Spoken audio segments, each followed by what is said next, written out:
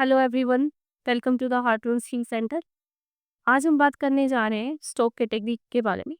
हमने पहले वाले वीडियो में स्टॉक आइटम और स्टॉक ग्रुप के बारे में पढ़ा था कि स्टॉक आइटम्स क्या होते हैं, स्टॉक ग्रुप क्या होते हैं। यानी कि हमने पूरा इन्वेंट्री मास्टर जो हमारा एक जो है ग्रुप है उसके बारे में हमने क्या करना है, उसके सारे ऑप्शंस को हम किस किस तरीके से यूज़ करेंगे। और उसमें हमने स्टॉक ग्रुप स्टॉक आइटम को तो यूज़ कर लिया है। अब हम स्टॉक कैटेगरी को यूज़ करेंगे। तो स्टॉक आइटम्स और जब हम स्टॉक ग्रुप्स बना लेते हैं तभी हम स्टॉक कैटेगरी बनाते हैं, राइट? क्योंकि स्टॉक आइटम्स को हम ग्रुप के अंदर डालते हैं और उस ग्रुप्स को हम फिर कैटेगरी के अंदर डालते हैं। ठीक है? तो मैंने एक छोटा सा एग्जांपल ले रखा, हम उसके अकॉर्डिंग ही मैं आपको क्लियर कर देती हूँ कि किस तरीके से आप जो है वो स्टॉक कैटेगरी मेंटेन कर कर। तो यहाँ पर मैंने स्टॉक ग्रुप बना रखा है एक मॉनिटर के नाम से, और स्टॉक आइटम्स बना रखे मैंने एलजी और सैमसंग के नाम से, राइट?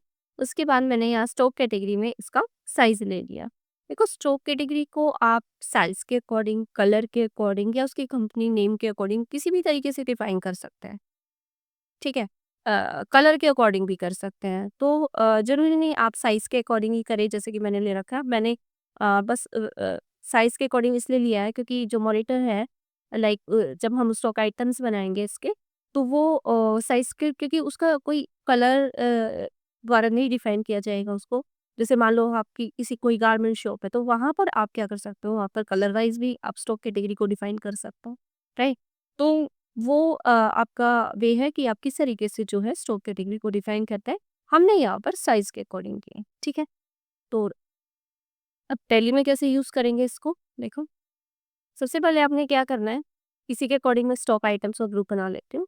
तो हम पहले यहाँ पर ग्रुप बना लेते हैं, क्रिएट पे जाना है, इन्वेंटरी मास्टर पे स्टॉक ग्रुप पे ही जाएँगे आप, और हमने यहाँ पर बना दिया है मॉनिटर के नाम से जो है, हम स्टॉक ग्रुप बना लेते हैं।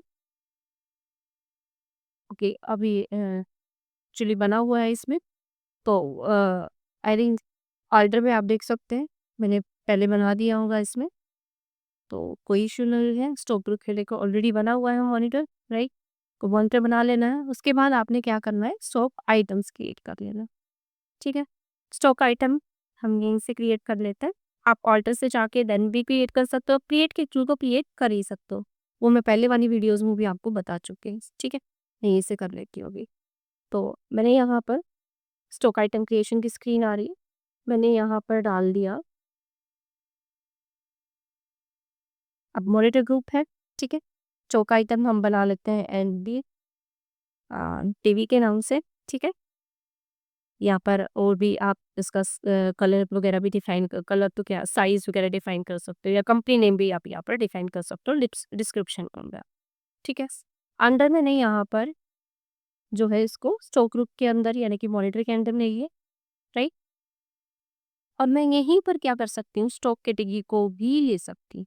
तो स्टॉक कैटेगरी या तो आप इन्वेंटरी मास्टर से डायरेक्ट क्रिएट कर सकते हैं, या फिर आप यहाँ से भी डायरेक्ट, यानी कि जहाँ हमारी स्टॉक क्रिएशन आइटम स्क्रीन है, क्रिएशन स्क्रीन है, आप वहाँ से भी डायरेक्टली क्या कर सकते हैं, उसको क्रिएट कर सकते हैं। तो उसके लिए बस आपने क्या करना है, F12 प्रेस करना है।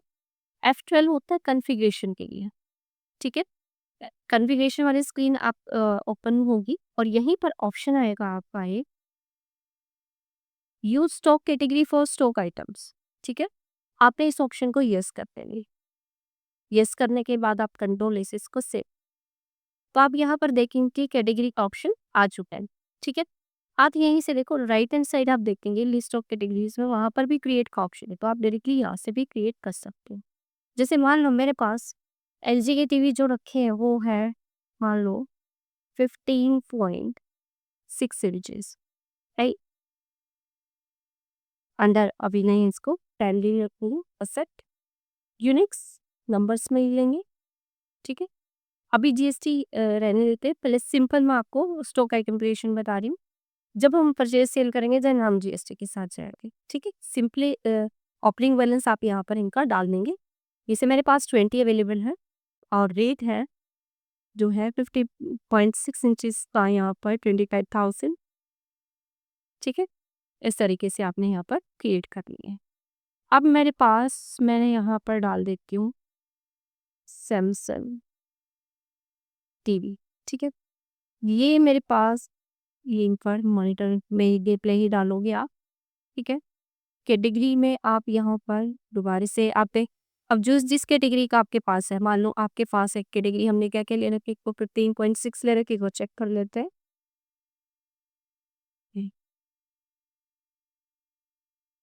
हाँ जी, 18.5 इंच ले लेते हैं, ठीक है। तो सैमसंग के मेरे पास जो अवेलेबल है 18.6 के है, तो मैं यहाँ से कैटेगरी को फिर से क्रिएट कर लूँगी और मैंने यहाँ बनाने हैं 18.6 इंच, राइट? इंच भी लिख सकते हो, लिखना चाहते हो तो साथ में, ये तो आप डायरेक्टली जैसे आपको मतलब ठीक लगे आप इस तरीके से ले सकते हैं।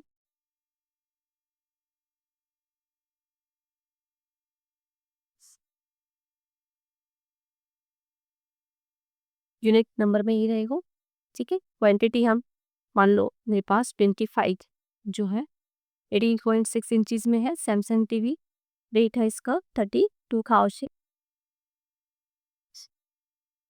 के मैंने ओपनिंग बैलेंस यहाँ पर डाल दिया है, ठीक है।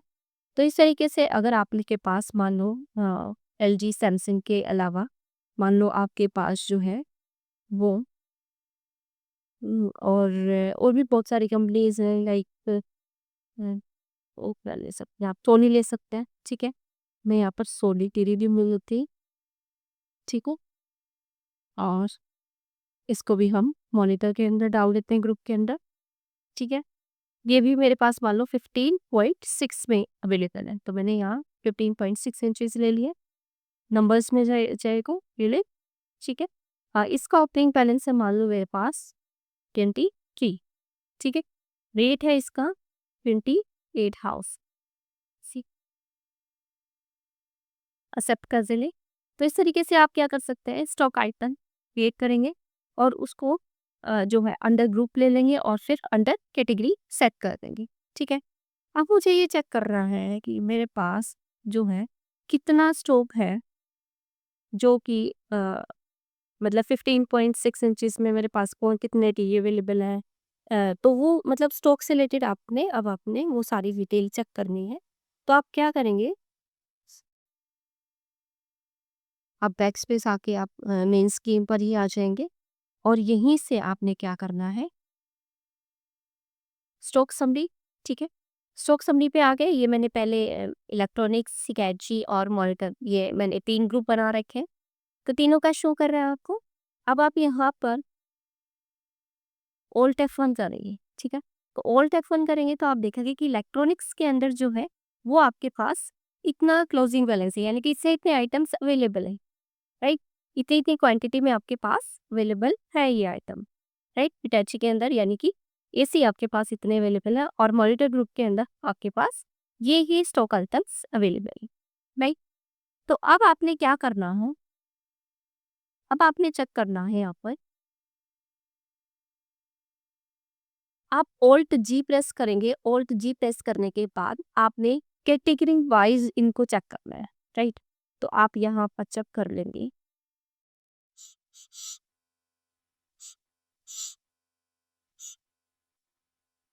अ, एक मिनट,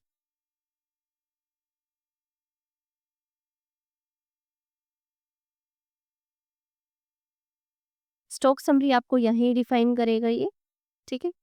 और आप क्या करेंगे, यहीं से डिस्प्ले पे जाएंगे या फिर आप डायरेक्टली चार्ट ऑफ अकाउंट्स पर भी जाकर आप यहाँ पर चेक कर सकते हैं स्टॉक कैटेगरीज, ठीक है। यहीं से जाए, स्टॉक कैटेगरीज पर आ गए यहाँ पर, ठीक है। तो आप यहाँ से भी डिफाइन कर सकते हैं इसको, यहाँ से भी सर्च कर सकते हैं, तो कई तरीके हैं आप जो है मेल अपनी वहीं से स्टॉक समरी से भी कर सकते हैं या फिर चार्ट ऑफ अकाउंट्स पर आकर वहाँ पर भी चेक कर सकते हैं।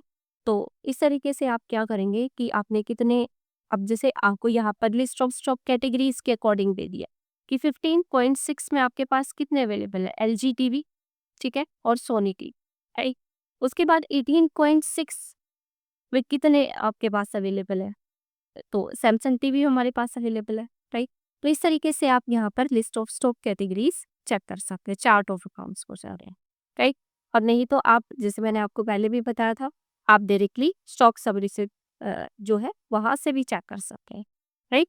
तो जहाँ से आपको यूँ लगता है कि हाँ आपको कंफर्टेबल है, वहाँ से सारी डिटेल आप चेक कर सकते हो। तो हमने यहाँ पर सिंपल वही ऑल्ट F1 करके यहाँ भी चेक कर सकते हो, ठीक है। तो आई थिंक आपको ये समझ आ गया होगा कि जो है वो कैटेगरी क्या होती है, स्टॉक कैटेगरी क्या होती है। और उससे पहले मैं आपको स्टॉक आइटम और स्टॉक के जो है ग्रुप के बारे में तो बता ही चुकी, लेकिन ये तीनों मैंने आपको अब एक ही वीडियो में बता दिया है। और आई होप आप सबको समझ आ गया हो। तो अगर आपकी कोई भी क्वेरी है, कोई क्वेश्चन है, तो आप कमेंट बॉक्स में जो है वो मेरे से पूछ सकते हैं। फिर मिलते हैं एक नई वीडियो के साथ, नए कंटेंट के साथ। तब तक के लिए बाय, टेक केयर।